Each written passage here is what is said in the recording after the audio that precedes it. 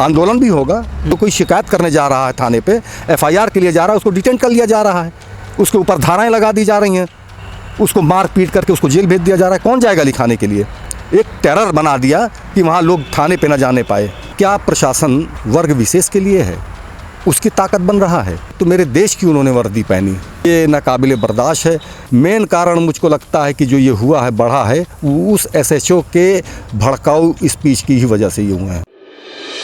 TV14 Bharat में आपका स्वागत है। मैं असरार अहमद। इस वक्त मैं मौजूद हूं सुल्तानपुर में। जिस तरीके से इब्राहिमपुर में घटना हुई, दुर्गा पूजा की जो रैली जा रही थी, यात्रा जा रही थी, शोभा यात्रा, वो अचानक हिंसा में तब्दील हो गई। इस मुद्दे पर बातचीत करने के लिए मौजूद हैं हमारे साथ ऑल इंडिया मजलिस इत्तेहादुल मुस्लिमीन सुल्तानपुर के ज़िला अध्यक्ष। हम इनसे बातचीत करेंगे सरफराज साहब से। ये बताइए कि जिस तरीके से ये पूरी घटना हुई, पहले वो यात्रा जा रही थी, यात्रा में कह रहे हैं कि पथराव हो गया, जिसकी वजह से फिर ये पूरी घटना इब्राहिमपुर की हुई। तो इसको कैसे आप देख रहे हैं, कहाँ से शुरुआत हुई, कैसा हुआ सब? देखिए, ऐसा है कि मूर्ति विसर्जन होता ही है। दुर्गा पूजा यहाँ सुल्तानपुर में शानदार होता है। बंगाल के कलकत्ता के बाद इंडिया में दूसरे नंबर पर है ये। मूर्ति विसर्जन था। देखिए, वल्लीपुर जो विसर्जन स्थल था, जिधर से मूर्ति जा रही थी, वो लेफ़्ट हैंड साइड, उनका साइड जो होता है वो लेफ़्ट हैंड साइड है। इब्राहिमपुर की मस्जिद पड़ती है राइट हैंड साइड पे। जाना ये चाहिए, ये था कि लेफ़्ट हैंड साइड से इन लोगों को जाना था, लेकिन वो राइट हैंड साइड बिल्कुल मस्जिद के गेट के सामने खड़ी करके डीजे को बजाना। मगरिब का वक्त था, इन लोगों को भी सोचना चाहिए था कि थोड़ा सा वॉल्यूम कम कर लेते। वही वॉल्यूम के ऊपर है। और उसके बाद आजकल तो वो इस तरह के जो हैं रिकॉर्डिंग होते हैं, आप भी जानते होंगे, सुना भी होगा, कि जो उत्तेजक जो है वो गाने इस टाइप के होते हैं, वो सब चल रहा था। तो यही कारण बना, मेन कारण उसका। अच्छा, जिस तरीके से फिर उसके बाद जो घटना हो गई, वो प्रशासन की तरफ से ये कहा गया कि पहले पत्थरबाजी हुई उनकी तरफ से, हम लोग जा रहे थे, ये लोग जा रहे थे लेके। तो नहीं, ये प्रशासन कह रहा है ना भैया। प्रशासन तो ये भी कह रहा है, एक प्रशासनिक अधिकारी अमरिंदर सिंह जी हैं, SHO बल्दी राय, वो तो ये भी कह रहे हैं, आपने सुना होगा कि पांडाल पे खड़े होकर के वो ये भी तो कह रहे हैं कि ना आप कमज़ोर हैं, ना प्रशासन कमज़ोर है, बुलडोज़र चलाएंगे, एक एक को चुन चुन के मारेंगे। यहाँ अफसोस पॉइंट नोटिस करने लायक ये है कि एक प्रशासनिक अधिकारी मंच पर खड़ा होकर के, जहाँ कई हज़ार की भीड़ पर, इस तरह से कह रहा है कि ना आप कमज़ोर हैं, ना प्रशासन कमज़ोर है। आपके ज़रिए मैं प्रशासन से ये जानना चाहूँगा कि क्या प्रशासन वर्ग विशेष के लिए है? उसकी ताकत बन रहा है। भाई, हम ही में से हैं, अमरिंदर सिंह जी भी मेरे ही उनमें से हैं, मेरे ही भाई बंद हैं। किसी के बेटे हैं, वो किसी के बाप भी हैं, किसी के चचा भी होंगे, हैं तो हिंदुस्तानी ही। वर्दी में जब आ गए तो मेरे देश की उन्होंने वर्दी पहनी। तो उनका ये कहना कि प्रशासन भी कमज़ोर नहीं है और आप भी कमज़ोर हैं पार्टिकुलर एक रिलीजन को, ये अफसोसनाक है, ये नाकाबिले बर्दाश्त है। मैं गुजारिश करूंगा आपके चैनल के माध्यम से कि माननीय मुख्यमंत्री जी योगी आदित्यनाथ जी, चूँकि हो सकता है विधायक वो किसी और पार्टी के हों, लेकिन मुख्यमंत्री तो हमारे भी हैं ना, वो मेरे लिए भी आदरणीय है। तो इस पर वो गौर करें और निष्पक्ष कार्रवाई उस SHO के ऊपर करें। मेन कारण मुझको लगता है कि जो ये हुआ है, बढ़ा है, वो उस SHO के भड़काऊ स्पीच की ही वजह से ये हुआ है।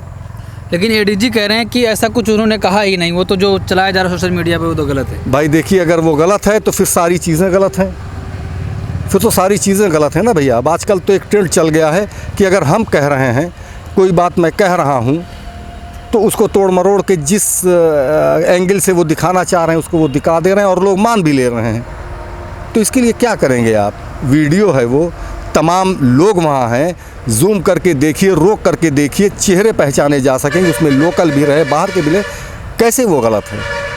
अच्छा, जिस तरीके से फिर घटना हो गई इब्राहिमपुर में, लोग अभी भी डरे हुए हैं। जब हम लोगों ने वहाँ रिपोर्टिंग करी तो लोग बता रहे हैं कि हम यहाँ से निकल नहीं पा रहे हैं, कि निकलना है तो पुलिस हमें डिटेन कर ले रही है। तो इस पर आप लोग क्या कर रहे हैं, आपकी पार्टी क्या कर रही है? देखिए, हम लोगों का डेलीगेशन जो है, एक हमने मेमोरेंडम दिया है ज़िलाधिकारी के माध्यम से महामहिम राज्यपाल जी को कि निष्पक्ष कार्रवाई यहाँ की जाए और पीड़ित पक्ष का भी FIR किया जाए, इसलिए कि ताली एक हाथ से नहीं बचती है।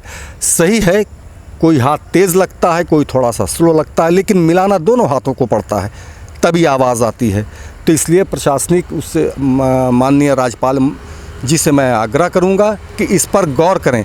हमको ये अफसोस इस बात का भी है कि हमारा न्यायालय भी स्वतः संज्ञान नहीं ले रहा, जबकि हम अक्सर की तमाम केसों में हमने देखा है कि उच्च न्यायालय और क्या कहते हैं हमारा उच्चतम न्यायालय वो स्वतः संज्ञान ले लेता है, लेकिन हम लोगों का जब मसला माइनॉरिटी का आता है तब स्वतः संज्ञान कहाँ चला जाता है। इस बात का अफसोस है। मैं गुजारिश करूँगा चीफ जस्टिस से भी अपने यूपी के, वो भी थोड़ा सा गौर करें इस पर। लेकिन सरफराज साहब, एक हफ्ता होने वाला है, अभी तक उनकी तरफ से एक भी FIR नहीं हुई, तो आप लोग यही कहते हैं कि हम तो मुसलमानों की राजनीति कर रहे हैं, हम इनके भले की बात कर रहे हैं, देखिए FIR क्यों नहीं करवा पाए? देखिए भाई साहब, वहाँ जाने नहीं दिया जा रहा है। अभी 12 तारीख को ही 10 का ये मसला है, 12 तारीख को हमारे प्रदेश अध्यक्ष का प्रोग्राम भी था लंबुआ विधानसभा का नगर पंचायत में। हमको परमिशन भी था सुबह 10 बजे से लेकर रात 10 बजे तक के लिए। 4:15 बजे अटेंडम CO लंबुआ, SHO लंबुआ और सर्कल उस एरिया का जो हल्का दरोगा, ये लोग पहुँचे, वहाँ मना कर दिया।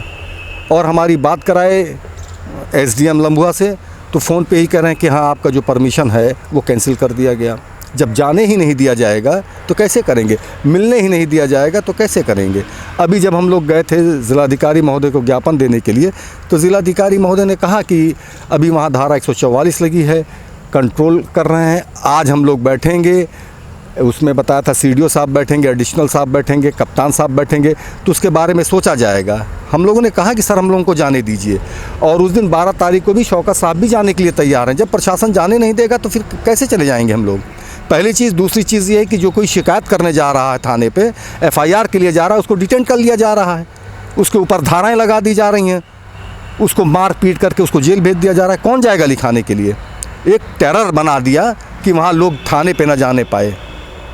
समझ रहे हैं भाई साहब? तो क्या करेंगे, हमारे पास क्या है, संगठन ही तो है। तो आप जब कह रहे हैं कि थाने पे नहीं जा पा रहे हैं, जो आपने कहा SO ने भड़काऊ भाषण दिया, तो उनके निलंबन की आप बात करिए, उनको सस्पेंड किया जाए। भाई निलंबन के लिए भी उस ज्ञापन में हमने बिल्कुल लिखा हुआ है, अपने ज़बानी भी कहा है कि सर इस पर गौर किया जाए, इनका निलंबन, इनको निलंबित किया जाए। अब भैया करना ना करना तो उनका काम है ना भाई, हमारे हाथ में तो है नहीं। मेरे हाथ में होता तो हम कब के निलंबन कर देते, पता नहीं कहाँ ट्रांसफ़र कर दिए होते अब तक, टनकपुर। तो जब तक निलंबित नहीं होंगे तो आप कह रहे हैं जैसे कि वो थाने पे जाने से डर रहे हैं लोग, नहीं जा पाएंगे? नहीं, देखिए ये आश्वासन दिया है माननीय जिलाधिकारी महोदय ने कि आप एप्लीकेशन दीजिए, तो अगर एप्लीकेशन दिलाया जाएगा, और एक आध एप्लीकेशन दिलाया भी गया है, अब देखिए उसमें क्या कार्रवाई हो रही है। तो 5 दिन से ज़्यादा गुजर गया, 5 दिन हो गया, 6ठा दिन 7वां दिन है, लेकिन उसके बावजूद भी अभी तक कोई कार्रवाई नहीं हुई। जी भाई साहब, अब आप तो देख रहे हैं ना कार्रवाई कैसे होगी। जब आप करना चाहेंगे तब तो होगी ना, प्रशासन करना चाहेगा तभी तो होगी ना। लॉ एंड ऑर्डर प्रशासन का काम है, पुलिस वालों का काम है ना करना। जब वो एक ही आंख से देख रहा है, एक ही आंख से तौल रहा है, तो कहाँ से आप उम्मीद कर सकते हैं। ये तो प्रशासन अगर इम्पार्शियलिटी बरते तो हो सकता है। तो प्रशासन पे आप लोग दबाव बनाइए, प्रशासन तब सुनेगा आपकी ना।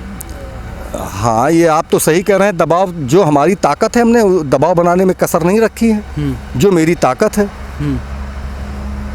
जो मेरे पास एक आंदोलन किया आप? आंदोलन भी होगा, इंशाल्लाह आंदोलन भी होगा। पहले आश्वासन जो दिए उसको देख तो लें, एक आध 2 रोज़ और। अच्छा। हाँ, आंदोलन भी होगा, ज़बरदस्त होगा। जेल भरो की ज़रूरत पड़ेगी, जेल भरा जाएगा। पीछे नहीं रहेंगे हम। आपके चैनल के माध्यम से कहना चाहेंगे, चाहे हिंदू भाई हो मेरा, चाहे मुसलमान, अगर वो तंग है तो हम उसके साथ हैं। हमने तमाम कैंडल मार्च निकाला, तमाम हमने ज्ञापन दिया, केवल मुसलमानों के लिए नहीं किया है। हम लोगों ने प्रियंका रेड्डी का भी मामला आया था, सैकड़ों की तादाद में हम लोगों ने काउंटर की डिमांड की थी प्रशासन से। ऐसा नहीं है कि हम सिर्फ जो है मुसलमान को देखते हैं। हाँ, ये ज़रूर है कि मेरी पार्टी का नाम ऑल इंडिया मजलिस इत्तेहादुल मुस्लिमीन है, और उसका सदर उर्दू नामी है, राष्ट्रीय सदर उसका उर्दू नामी है। तो आप चाहे जो सोसा लगा दीजिए कि ये मुसलमानों की पार्टी है, जबकि ये सरासर गलत है। मुसलमानों की नहीं है, ये सबकी पार्टी है, सबका बराबर का हक है इसमें, और इंशाल्लाह सबके लिए लड़ा जाएगा। मजलिस इत्तेहादुल मुस्लिम सबको लड़ रही है, सबके लिए। जिस तरीके से आप कह रहे हैं प्रशासन नहीं काम कर रहा है, क्या प्रशासन के ऊपर कोई दबाव है ऊपर से? अरे डेफिनेटली, क्यों नहीं है भाई।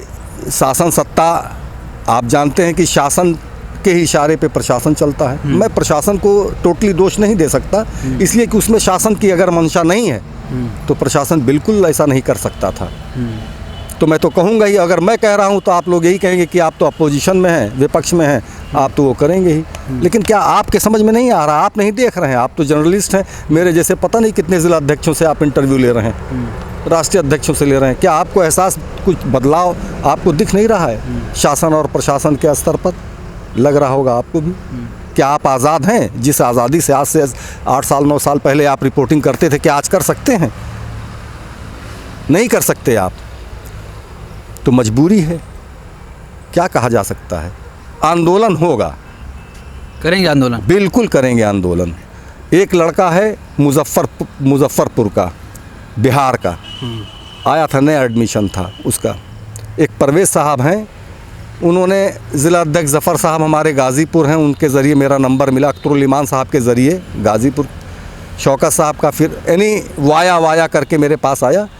तो इंशाल्लाह जाएंगे, कल हम उससे मुलाकात करेंगे जेल में। तौफीक नाम है, समथिंग ऐसे ही हमारे पास व्हाट्सएप पे है। कल जाएंगे इंशाल्लाह, वकीलों के साथ जाएंगे, और ज़रूरत पड़ेगी तो उसकी ज़मानत भी हम लोग कराएंगे। ज़मानत हम लेंगे। आप देख लीजिए, कैमरा चला दीजिए, ज़मानत लेने लायक हम हैं, अल्लाह का करम है, हम लेंगे ज़मानत। मेरी पार्टी और जो 32 लोग गिरफ्तार हैं सबकी लेंगे, सबकी लेंगे। ज़रूरत, चूँकि वो 32 हमारे ही यहाँ के हैं, अगर वहाँ उनको ज़रूरत पड़ी बिल्कुल हम सबकी लेंगे।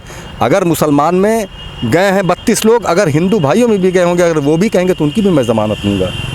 चलिए, बहुत शुक्रिया। ये थे सुल्तानपुर के ऑल इंडिया मजलिस इत्तेहादुल मुस्लिमीन के ज़िला अध्यक्ष, जिन्होंने बातचीत करी और बताया कि अगर ज़रूरत पड़ेगी तो हम लोग रोड पर भी निकलेंगे और प्रशासन पर दबाव बनाने की पूरी कोशिश करेंगे। जिस तरीके से ये घटना हुई और उसके बाद प्रशासन पर एक सवालिया निशान खड़ा हो रहा है, तमाम लोग ये कह रहे हैं कि एक पक्षी कार्रवाई हो रही है। तो आप क्या सोचते हैं, आपकी क्या राय है? कमेंट बॉक्स में अपनी राय ज़रूर दें।